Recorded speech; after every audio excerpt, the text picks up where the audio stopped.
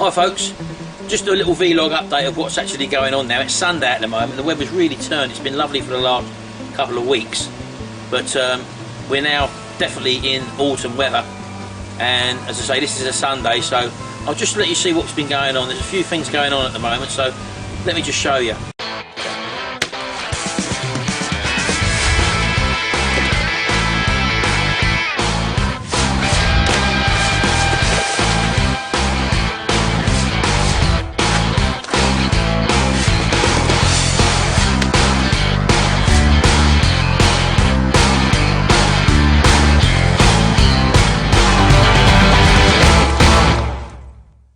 You remember I put up the Polytunnel temporary arch? Well, I've actually got the actual plastic pipe now, as I say, that's come through, and I'll just show you what this is a section of that aluminium pipe which I was telling you about. This has actually got an overall outside diameter of 40mm, and as you can see here, I've just undone the this is the underground water pipe which I bought. I've just undone the end there, and you can probably see that that actually fits in there. That pipe is going to be lovely. There's a little bit of a play in there, but that was when I've actually buried these into the ground, these pipes, that is going to actually sit lovely over the top there. So, and I can fix these on one side with a self-tapping screw, perhaps something like that. So yeah, that's that. As I say, I did plan to repair the fence today. I don't know if you've noticed in the videos, but let me show you. Some of these fence panels are actually shot. As you can see, look, they're all leaning over, and basically right down in the bottom there, they've snapped off at ground level. But I've got, there's one in the corner there, there's obviously this one there, there's one there, 3, there's one there, there's 4 that are gone, so let's just move up for a minute.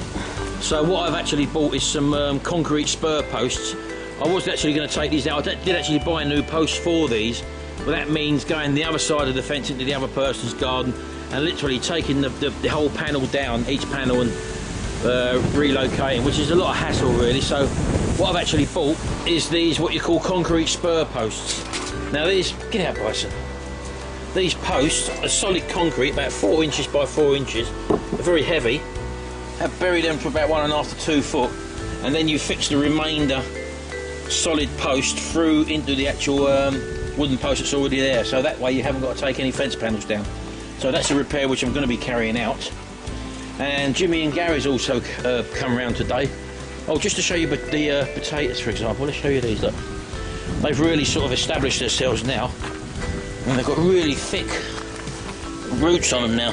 As you can see, look, the actual stems are really thick. A little bumblebee there, look, there we go. Look, what's he doing out here? It's very windy, as you can probably hear. He's out there.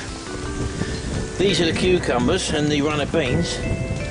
Now, thanks for your comments, because as I say, I don't really know what was going to come up here, and whether or not they are going to actually establish themselves, because the weather has actually turned now, and I really want these sort of things in the Polytunnel now. So, because I've been advised in the comments, I think Rick Van Man left me a comment saying that you know, you really want to get these in the Polytunnel and not let frost get to them.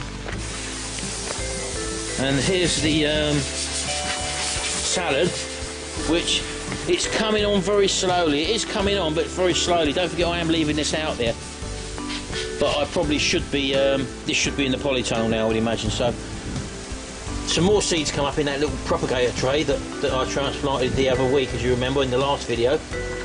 The bell peppers really don't seem to be doing much, and there's them other 2 cucumbers which are not really doing much either. I'm sorry if the winds are affecting you out here, but I can't really help that. So let's go in the log cabin and see what's going on in here.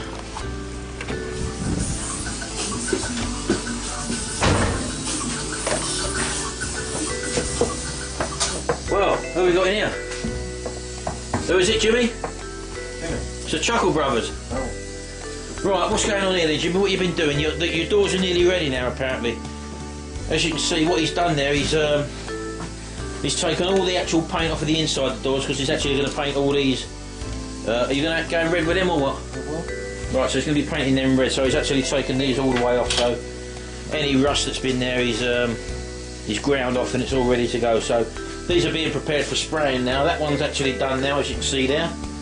So he wanted to get these to the stage of the base coat, so we can put the old base coat on. Whether we can get that done today or what, I don't really know. What do you reckon? What do you reckon, yeah? So we've got the work on the Mini, which is progressing. What are you doing, Bert? Oh, a lot at the minute. Right, so what do you intend doing? Looking for the arrow dart.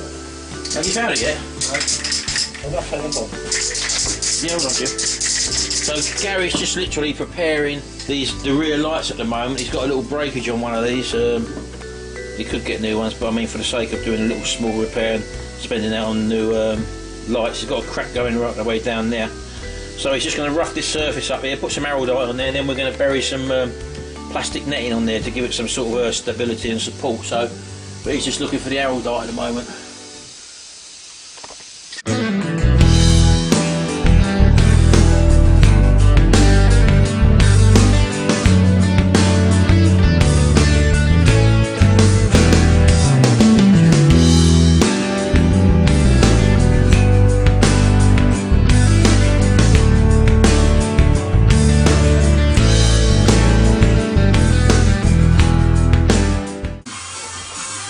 Right, we've finished spraying this now, Jimmy. What is it you actually put on there? What paint is that? Etching primer.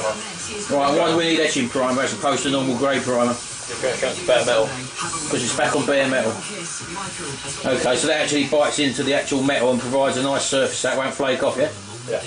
Alright then, so you're going to let this dry, and then what you got to do after that? Do this side, but I've not done that. Okay, and then what's happening? It's ready then for... Flatten it. Then flatten it off with a bit of 800 paper maybe? Yeah. And then you're ready for base coat? Yeah. Well, we'll see if we can get onto that a bit later on then. Okie dokie, good job. Right, you found the arrow dye then, so you just put a bit of that on and you're going to just let's get in a bit closer. Put a bit of plastic mesh over the back of it, yeah? You should be able to fill the arrow dye over the surface of that as well. That's it. You can always put more on afterwards, just at least you get it on there for the moment. We'll probably cut that a bit smaller, but never mind, don't matter, does it? Leave it all go off hard once you've actually got it on there, and let it go hard, and then you can go over the top of it again with some more arrow dye afterwards, yeah? Yeah. Should go off in no time. Well, as you can see, we've still got the old record players here, which we aren't, or we've not had time to do. That's the old Dan set, which we've respraying at the moment. I've got another tin of spray to do that. That's on the record player restorations video, but I haven't had the chance to do that yet. And because we've got so many of these record players, I'm actually selling a lot of these off as spares and repairs, and rather than me needing to repair them, I'm actually selling the actual spares off, so they're going well as well. So he's here again, Barney. Look, get down, you can't get up there, Barney. So yeah, Gary's just messing about with that at the moment. So we've done the tip run at the moment. We've been out the front and cleared a load of rubbish away. So it is a Sunday still, and we're just tinkering along. Right, okay, we're going to spray the base coat now. What pressure are we spraying with? 28. 28 pounds. And what size tip have we got in that gun? 0.8.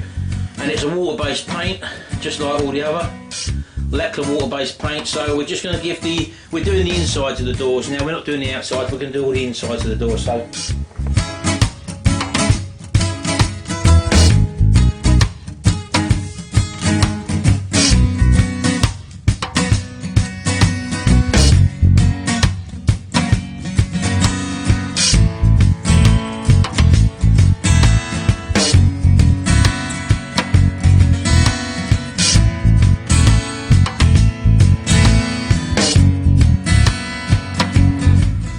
Okay, that's 2 coats of base coat on now. We're now going to go over with our lacquer, and it's going to be again a 2-part lacquer, 2 to 1 hardener, 2 to 1 hardener, and we just set the gun up and we're spraying at 28 pounds again.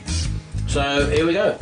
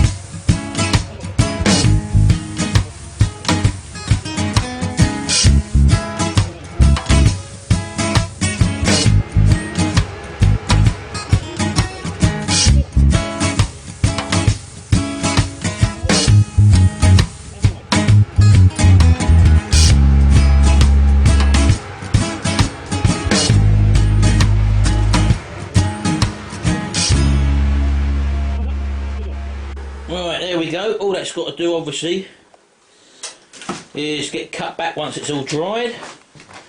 Got some nice finish on there, actually. That's the inside of the door, don't forget. Not bad spray job there. And always clean down your work surface afterwards. We just cleaned the gun out, left that in soak in the thinners. So yeah, there we go. We'll leave that for the moment now. So once this side is all hardened off, we'll turn the doors over and obviously spray the other side. But that's for another day. So we'll see you in a future episode, and thanks very much for watching. Say ta-ra, Jimmy. Ta-ra. Bye everybody. Thanks very much. See you in the next video.